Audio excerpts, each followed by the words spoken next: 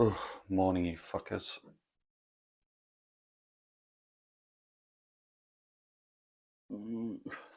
Earl Grey. We don't do English breakfast tea here. My God, do I miss my tea. Oh, give me a cup of tea. Okay. Ugh, it is freezing and cold and damp. And as Crowded House said, I truly did take the weather with you. Jesus Christ. Welcome to Manchester. But here we are, still on location. It's a high budget, guys. Oh, God, I look awful. Can you hear me properly? I'm conscious Marco's next door. I'm cautious of not being too loud. Okay, what do you want to do first?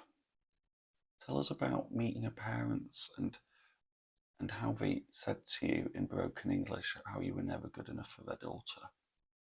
No, we'll do that after. I'm going to keep you on a string. I'll tell you what though, it's fucking hard. I need to go easy on myself. It's only been 3 days since we said goodbye, and it's harder than quitting smoking. That's definitely the case. Without the financial or health benefits associated to it. Yeah, and I miss her. I miss her so bad. All I want to do is send her a message every morning and morning Chimpy. What's her pet name? Amongst other things, amongst Shithead, Scalpy. These are all private in jokes, but definitely Chimpy. She was a little monkey. I imagine there was a time where on our, I think it was our third or second trip to Follonica, drunk, she started going on these monkey bars in this park, and she fell and broke her foot. So my head's just looking bigger and bigger. It's the fucking booze. And she broke her foot, and for the rest of the holiday I had to push her around in a wheelchair. And there were times I nearly pushed her into traffic. That was not a good week. She really pissed me off that week. It's not all been honeymoon period. There were times where I wanted to fucking kill her, and that was definitely one of them. I remember turning up at the hospital in Piombino. I think it's Piombino. And everyone was like, "Oh, Gaia, are you okay?" And I just turned up like scowling, like, "You know what you've done? You've shot on my fucking holiday. You fucking idiot." But yeah,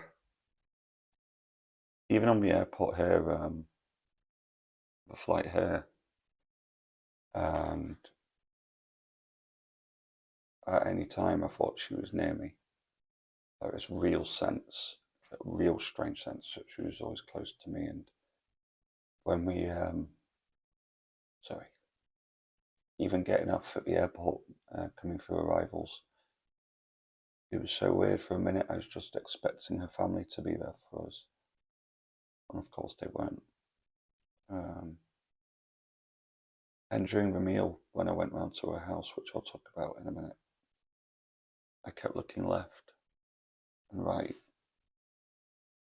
feeling she was next to me.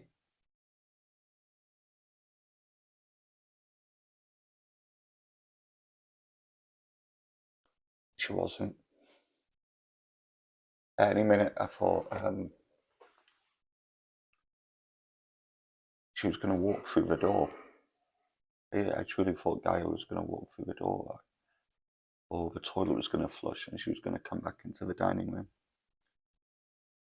But she didn't.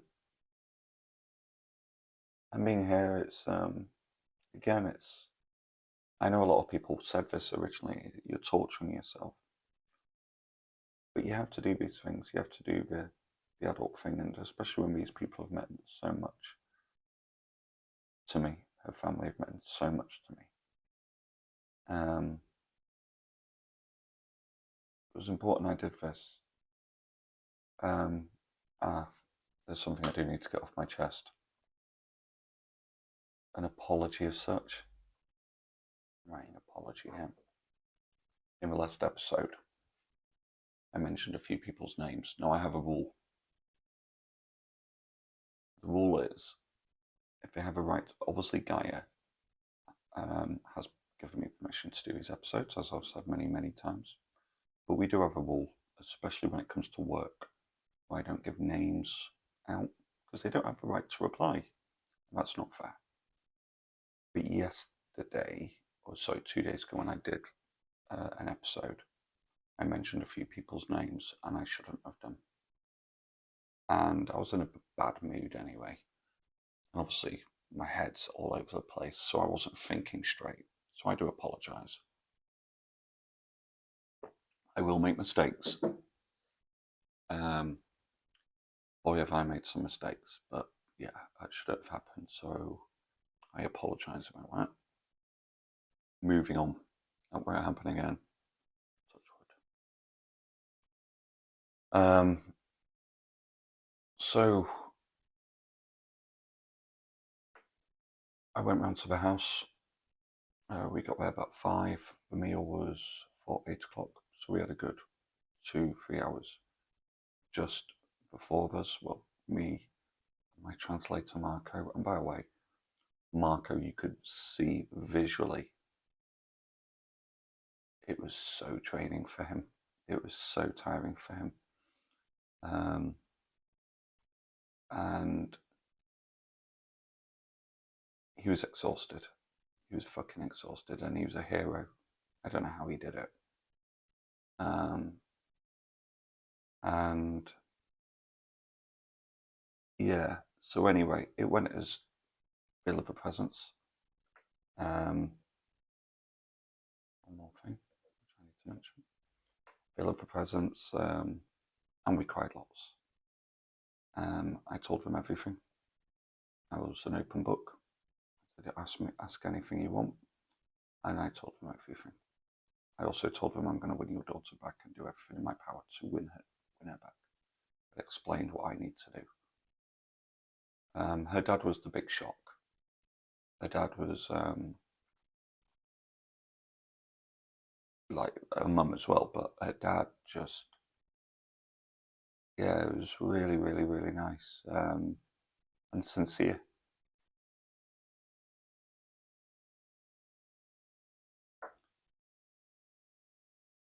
It was tough. It was really tough. Because I love them. I love them like my family. And yeah, we said our goodbyes. They said a couple of things. I keep having to write things which come in my brain so I don't forget to tell you. And one of them is that they saw parallels between Gaia leaving Tuscany, moving to London to regain her independence, to her leaving me to regain her independence. And that alarmed me a bit. It obviously worries me. I don't necessarily agree with it because I think Gaia had her independence.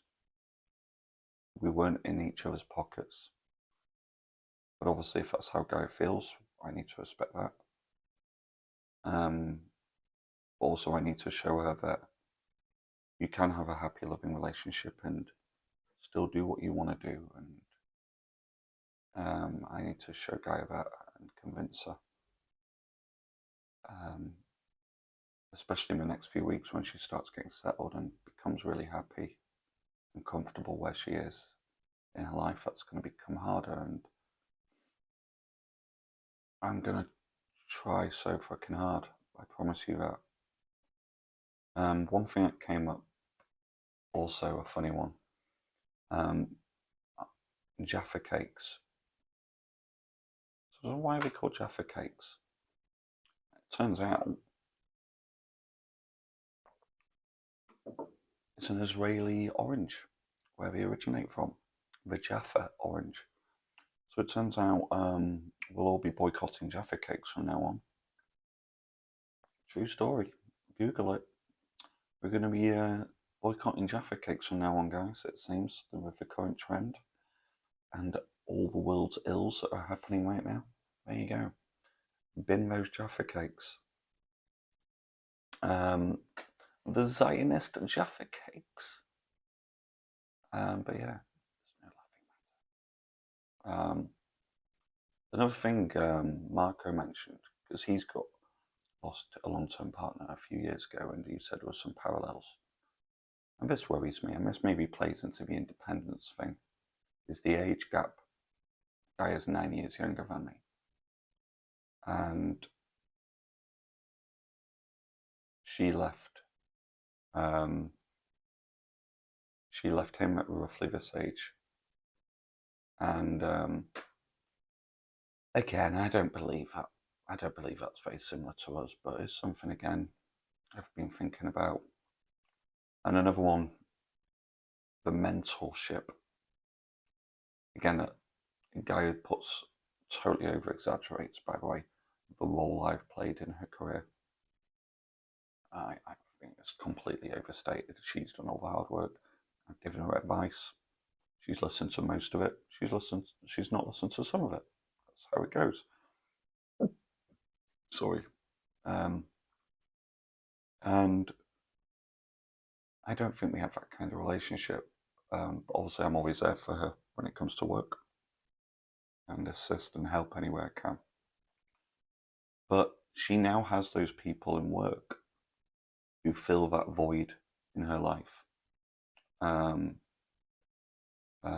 head chef and the senior sous chef at work fill that void for her. So that's played on my mind a little bit. Well, there's no use for Stephen anymore because that job has been filled somewhere else. And that's something I've been thinking about. And yeah, and discipline. We have messaged, so let me rephrase that. I've messaged her a few times the last few days. She's messaged back. But that's not going to do me or her any favours. I need to give her the space to miss me. I need to give her the space to miss the relationship. I need to give her the space.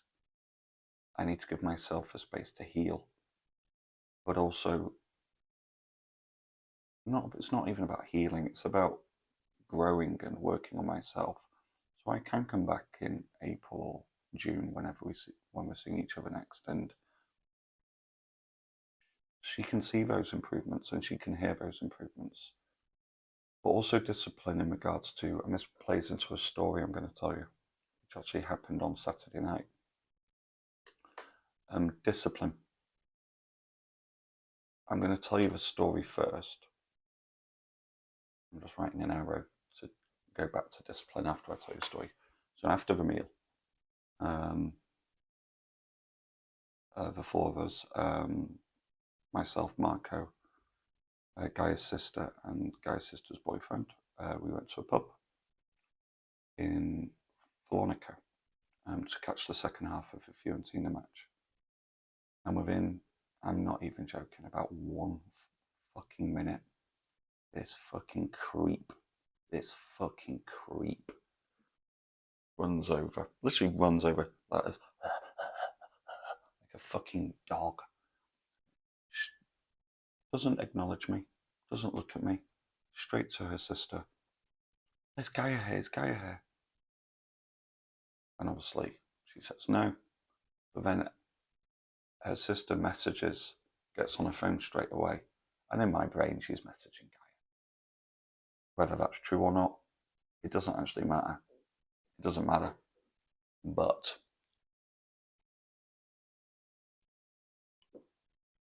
I got in such a fucking, for like 20 minutes, half an hour, my brain was just overthinking it. I was getting angry. I was just staring at this dickhead, like, and to the point where I actually turned around to Marco and Marco, after the match, we've got to get out of here.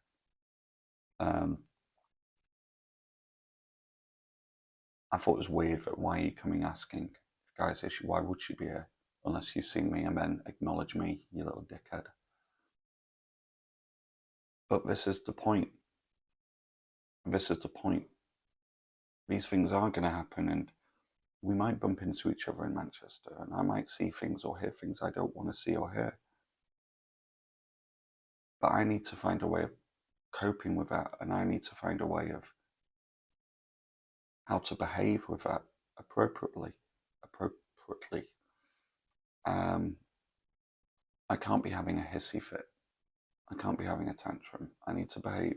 Because that's not going to do her my chances any favours, and it's certainly not going to make her happy or want to come back to me. And I need to find a way to deal with that. Not pick up the phone straight away and message her. Oh, what the fuck? You know, I can't be that guy. I'm not that guy.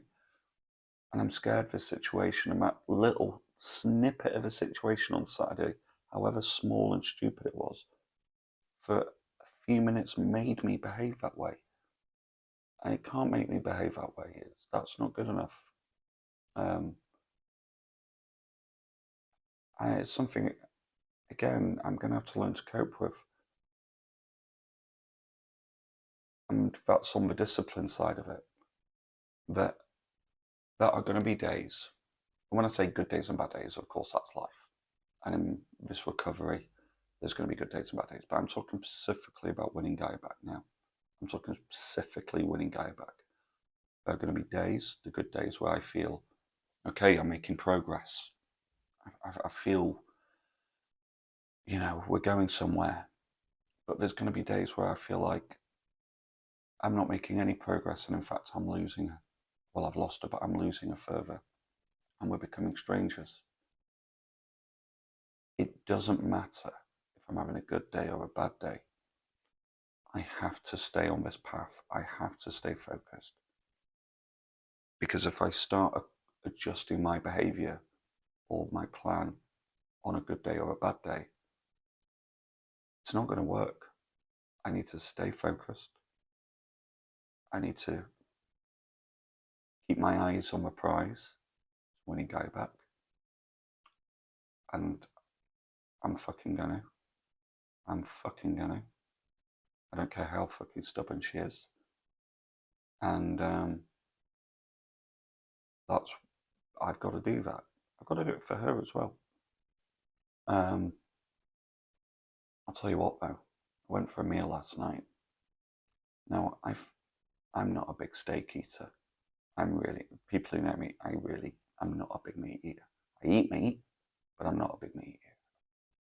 And last night, for the first time in my life, I had a steak, like as my meal. It was a Fiorentina steak. Big fucking piece of meat. Big fucking piece of meat. Big meat. Manly meat. Ugh. And holy shit, the effect this has had on my asshole this morning. Oh my god, the shits I've had. It's worse than a fucking curry. It's like curry shit without the spice and the stinging up ring hole, the arsehole. But it's like black, wet, meaty shits. And I'm like, I think I went through half a toilet roll. Marco's going to notice. Where's my toilet roll gone? It went on the steak. And yeah, and the drinking. I spoke to my mum about this yesterday. And it's not a concern yet because I'm talking about it. But I've never been a big drinker. Never been a big steak eater. But the last few weeks, the last month, I've been drinking a lot more. A lot more for me. No panicking yet. Okay, we're not going down the Amy Winehouse route. But I've certainly been drinking more than I ever have done. And obviously, if I want to get fit, I want to get healthy, I want that 6-pack, you know, I need to manage that. I can't go down that road.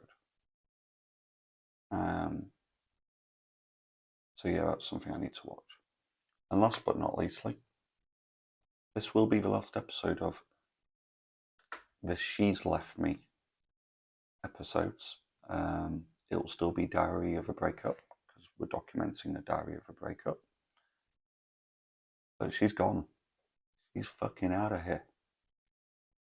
So I'm trying to work out what I'm going to call it. Maybe the Resurrection, episode 1. I'll just put myself on a crucifix. Or maybe, I don't know, the comeback. But there's been some shit comebacks. We'll see on that. But yeah, there you go, you little wankers. Just trying to think. That's about it, guys. Boycott Jaffa Cakes, smelly steak shirts, and my God, do I fucking miss her. Oi, oi, oi, do I miss her. Okay, have a great day, guys. Bye-bye.